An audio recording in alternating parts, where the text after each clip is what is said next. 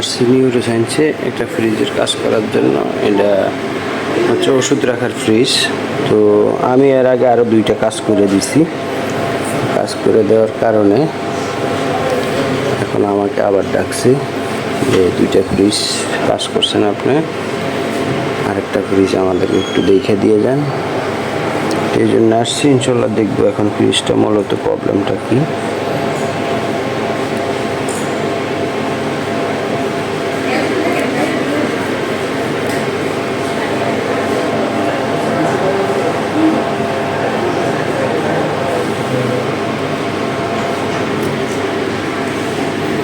এটা হচ্ছে 404 গ্যাসের কম্প্রেসর।